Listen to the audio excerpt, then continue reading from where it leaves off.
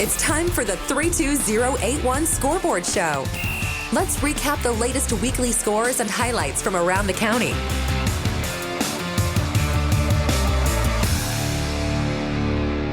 And that's right. It is time for week 2, the Scoreboard Show right here on the 32081. I'm the Todd, and joining me every week as usual is Mr. Anthony Richards from the Ponte Vedra Recorder. Anthony, how are you doing?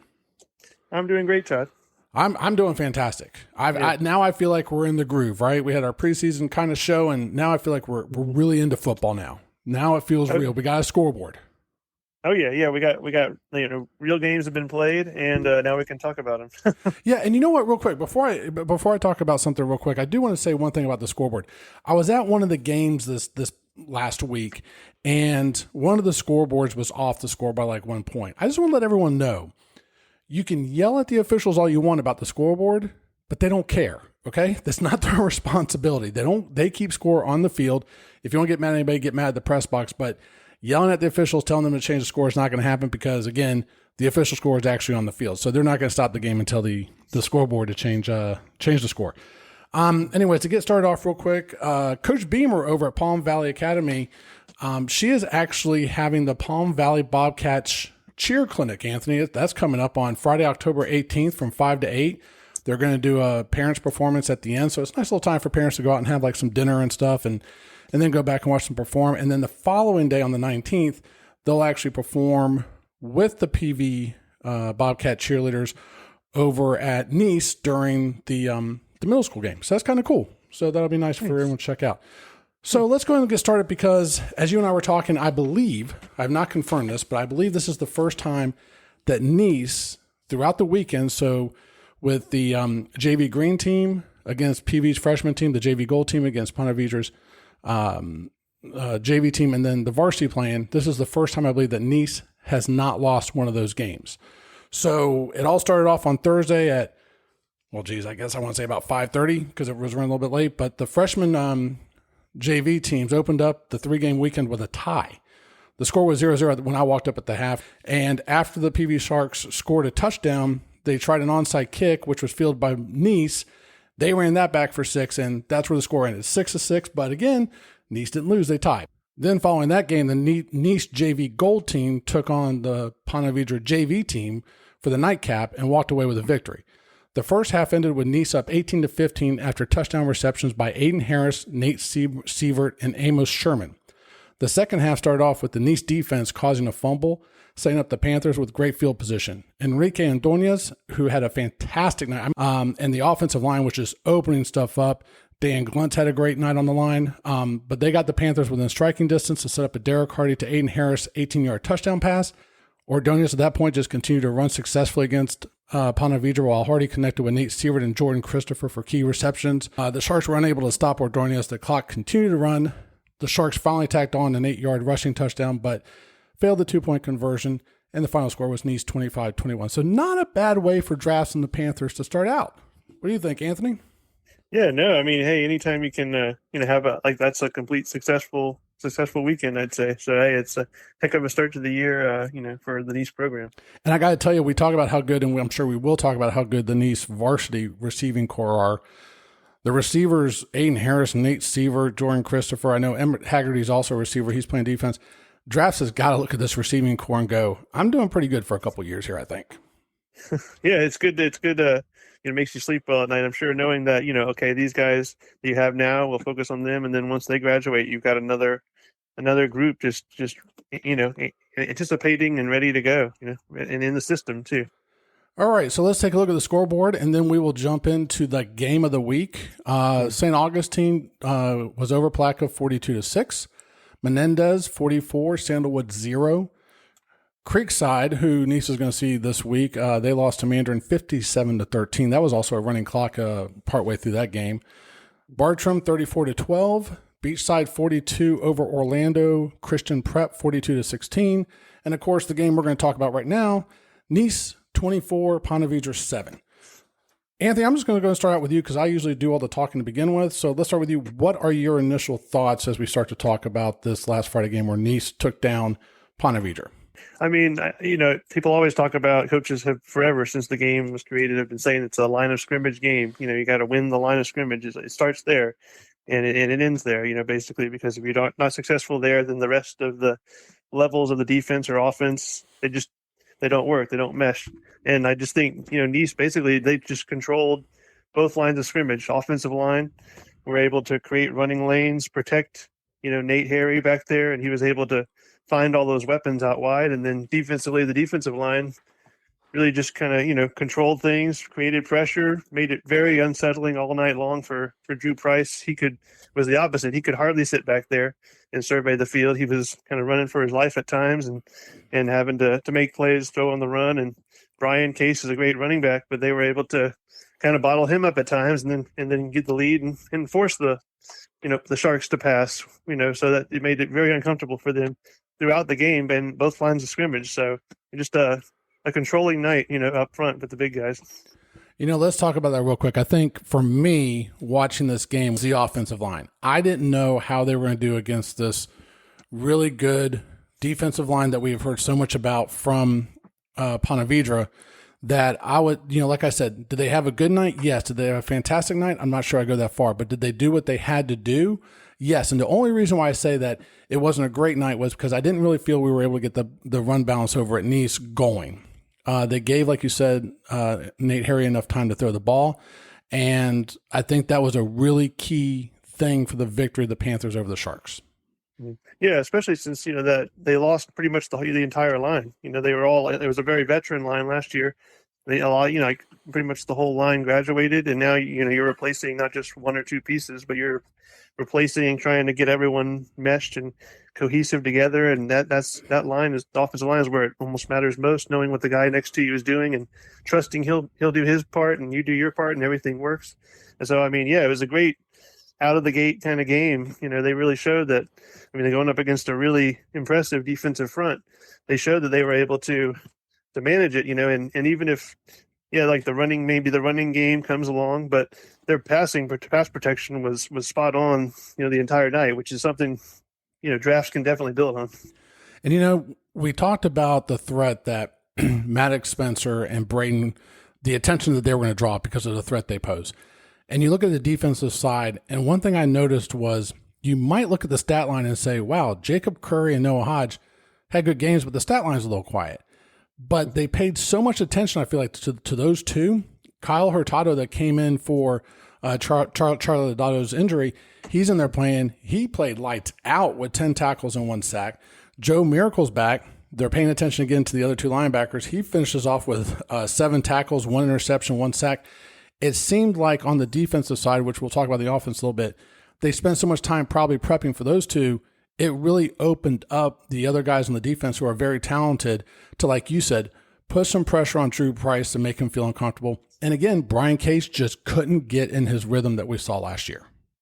Yeah, I know. And it was very, very rare last year where, even if you have, Brian bottled up, it seemed like at times, he'd find that he'd finally, burst through, or he's just so physical, he would kind of just burrow through for like 5-yard gains, here and there, and it would still be a successful night. But yeah, he just wasn't able to find much room to run at all. And yeah, the linebacking core is one of those areas where we both kind of pointed out of like, this is a veteran, very talented group. Now at this point, it's been young in the past, but now they're grown up and they're ready to make plays, and you got to worry about the entire core across the board. And then it goes into the secondary, and those hidden stats of making plays just because you're on the field, you're not actually making the play, but you're drawing attention can be a huge difference in how a defense or even offense, it has success.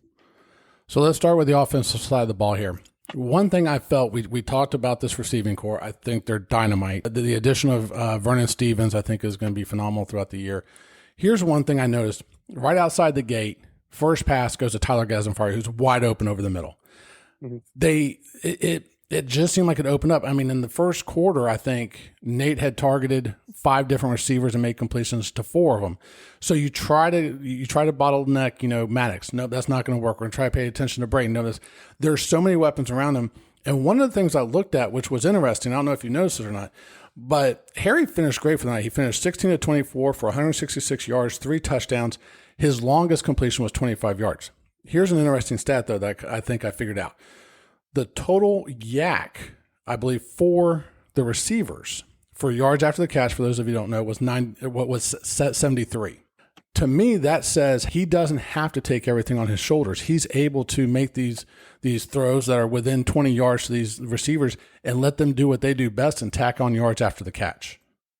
Yeah, and he did a great job of that. And like that stat line that you read, I mean, if I'm drafts, I would take that every single game, and it's going to be a really good season, for the Nease offense. If Nate's able to be consistent and really provide that, consistency every game in and game out.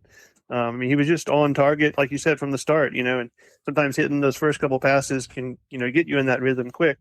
And that just seemed like that's what happened. And like, I know, we talk about all the weapons they have out wide, and then Maddox, with leading the way as arguably one of the best in the area, in the state. But he did, even when you have a bunch of weapons, still you can, just it's human nature to kind of fall into, okay, I'm going to focus on this guy, and he didn't do that at all. He continued to spread it out. He never really fixated on Maddox or on one particular guy, and it allowed guys to just, if they're open, I'm throwing you the ball, and he did a great job of surveying all night and just, real marvelous quarterback play to start the season. Now, let's talk about as far as rushing is concerned. Not only did he have a great night passing, but Nate also had a great night rushing with 68 yards, and he led the team with 68 yards, and the team as a whole had 103. A lot of those yards came on scrambles or where the secondary was paying so much attention to the receivers, and the offensive line was able to open up some holes that he was able to get that yardage. We always talk about balance. Coaches talk about balance the whole 9 yards. It seems like this game, and you know what, I'm going to go and throw in right now for balance. On the special team side, Tyler Gazanfari, who's the punter, he averaged 39.5 yards per punt compared to Ponte Vedra for 28.86. So it seems like this was really a complete game that Nease put together, albeit I think the rushing is going to come, but it seems like they put together a complete game that they had to in order to win this game over Ponte Vedra. Yeah, exactly. And I mean, Tyler, he contributes in so many ways that, it's nice to have a guy that you can rely on, not just to catch the ball on offense, but also, you have a field goal, field goal attempt. I know he made one in the second half, where even if it's a little farther back, you can feel confident in him, swinging his leg and kicking it to the uprights and adding to the board, So, I mean, it's just it's nice to have the versatile players like that for sure. And when, Nate, I know you mentioned him running, especially on nights when maybe KJ is kind of bottled up, or maybe, you're not getting those traditional rush yards. If he's able to kind of make up for it with scrambles, then hey, that's kind of, it helps to helps to balance out that and get those rushing yards in just a different way, than maybe you expected going in. Well, even in one, if I remember correctly, in a busted play, KJ had a heck of a block on a defender, which allowed, Nate to turn it up and, get some nice yardage out of that play, which was, very good to see for him. Now, with that said, let's kind of talk about Drew Price here. One of the things in comparing Nate to Drew in this game, Nate seemed to be very comfortable. Drew was kind of running around like crazy. Now, I have to give credit to the offensive line for Nease for doing that, for giving Nate the time. And it seems just like I said, the defensive line for Nease was just wreaking havoc with the offensive line of Ponte Vedra. Did not allow, Drew to get his feet set. Some of his throws were rushed, and it just seemed like kept him uncomfortable all night.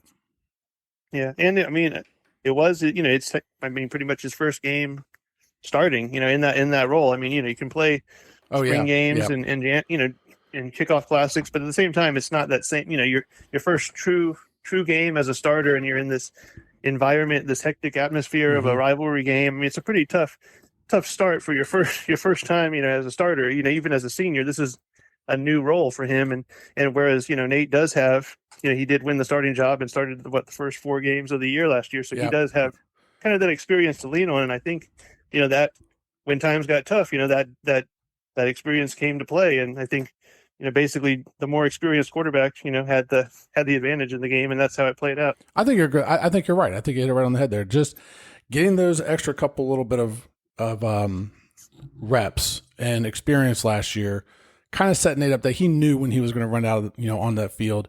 He kind of had that underneath his belt. He had the experience, which probably allowed him a little bit more calmer. And like you said, Drew's coming out his first game as a starter, and it's against the biggest rival. I mean, that's And I mean, I love Drew, and I think he's gonna he's gonna have some really really great games this year where he's gonna like show out and probably be the difference in some Ponte Vedra wins. It's just for your first game, that's a pretty tough environment on the road and all to go into. I agree totally. So let's switch over to the defensive side. I will say I think the Ponte Vedra defensive four. I know I've been talking about it. But you do see a lot of promise in that front four. Like I said, I think the offensive line for Nease did just enough for them, but I can see them having a big year led by Robbie Greco. I know they were upset after the game, but I think that the Ponte Vedra defense moving forward, I think they can build off this game here. When you look over at what Coach Garth has done on the Nease side, though, like I said, if you look at the stat line, if you watch the game, you would think that Noah Hodge and Jacob Curry had a quiet night, but really I think they drew the attention they were supposed to after a great year last year. But then like the addition of McNair in the secondary, you're talking 7 tackles. I just feel like, again, Garth has everyone contributing on this defense. Even if you're not the star on the stat line, he's got plenty of people that are going to clean it up for you. And then again, like I said, just like you pay attention to receivers, you pay attention to those who you break off, and then you're going to set Noah Hodge and Jacob Curry loose. It just seems like this defense for this early in the first game, they're really clicking on all cylinders to start the season. Yeah, they seem to have it like you said, clicking and kind of all together right off the bat, which goes to great fall camp, fall training, and all, and to get them ready. They seem like a lot of them haven't played in the system for a while, but even for the newer guys, they seem to have just stepped in and kind of just found their role, and when the play's in front of them, they make the tackle or they make the play, and they're doing their job and they're doing it to the best of their abilities so far. Let me ask you this: with the secondary that Ponte Vedra has, where do you see this receiving core that they went up against compared to going down in the future? Because do you think the Price goes back and says, okay, we need to rethink this? Do you think they're going to face the same type of challenge in the future? How do you see the secondary bouncing back after a game like this? I think they'll bounce back fine. I mean, it's pretty good, receiving core that they did go up against. And I don't know. I mean, it's pretty deep for as far as like high school receiving cores go. So I don't know if they'll face this deep of a receiving core, very often during the season. So I think it's kind of just one of those things where you don't just go back and reinvent the wheel. You just maybe correct some things. And I think it's one of those things where, like iron sharpens iron. So facing this tough of a receiving core this early might actually benefit them, where they can really point out kind of some weaknesses or areas where they need to really work on. And now it's early enough in the season where you can easily correct those and move forward as a stronger unit. So Anthony, let's switch over to this week now, and we'll start with Ponte Vedra taking on Bartram. They are actually going to take on Jaden Weatherly. Now, again, like we said in the scoreboard, that Bartram beat Sumner, but they're going to go up against Jaden Weatherly at quarterback. Dual threat again. One thing I will say about Jaden is he's very methodical about his passing. He passed for 3 touchdowns. He rushed for 1 last Friday. His total passing yards was 161. I'm just not certain how much the offensive line is going to hold up against Bartram. Bartram's kind of on a roll. Again, Jaden's very calm in the pocket. How do you see this game going from your angle? It's a tough second game, that's for sure, especially after the loss, because now the coaches, it's the inevitable, kind of one loss turns into 2 pretty quick. After a big emotional game like that, it doesn't come out on the side that you wanted to. So it's the coaching staff I know is probably really harping on the guys to stay focused. It's a long season.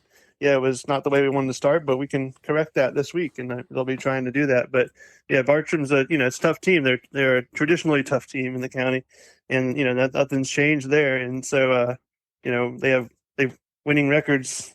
Winning seasons is just what they do. Over at Bartram, even with turnover and all. And I know they've got some new faces there, as like always. But and they were down to Sumner, which I guess the Sharks can hold some solace. It was 12-2 they were down in the third quarter.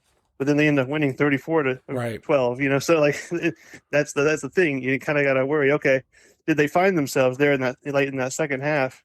And if so, that's a scary team. So yeah, I mean, it's we'll see how Ponte Vedra responds. That's definitely the big question going into week 2 after a tough emotional loss in week 1.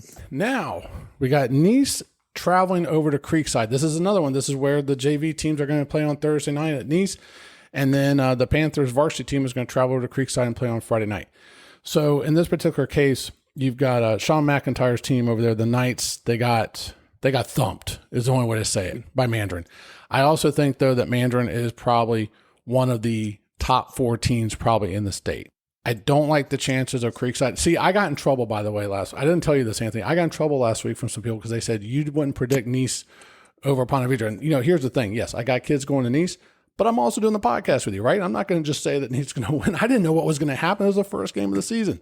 But, I'm going to go make people happy this week. And I think that Nease is going to take care of business handily over Creekside. I know Sean Assenfelder is a good quarterback. He's a dual threat. I just don't see them really being able to pull it out, especially against this defense that Garth has put together over at Nease. So I think that Nease is going to come out of this with a victory, and I'm going to say Nease 37, Creekside 14.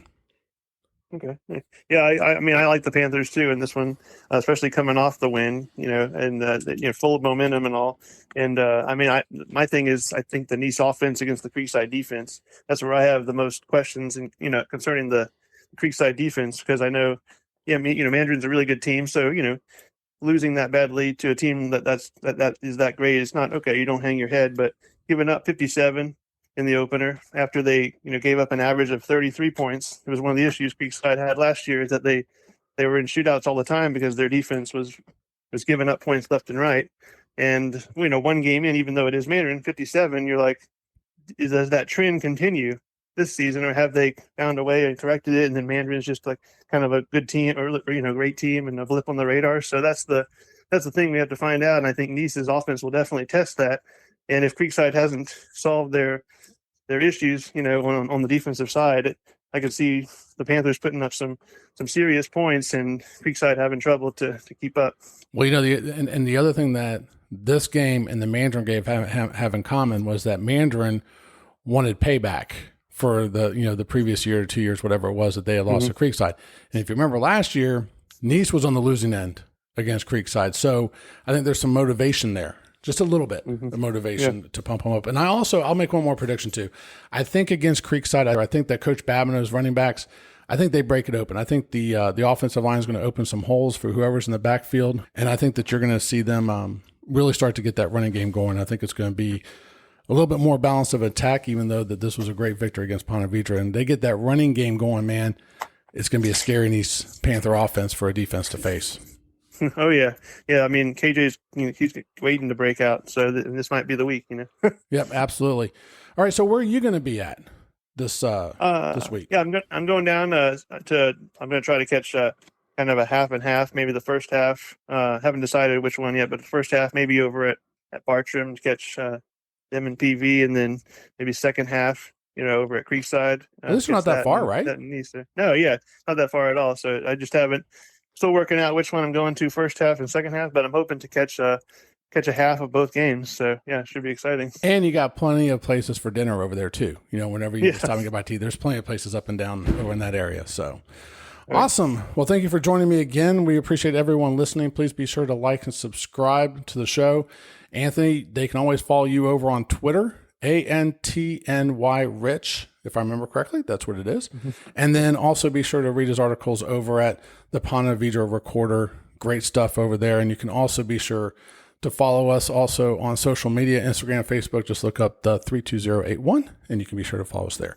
For Anthony Richards, I'm The Todd. Thank you for listening, and we will see you next week right here on the 32081 Scoreboard Show.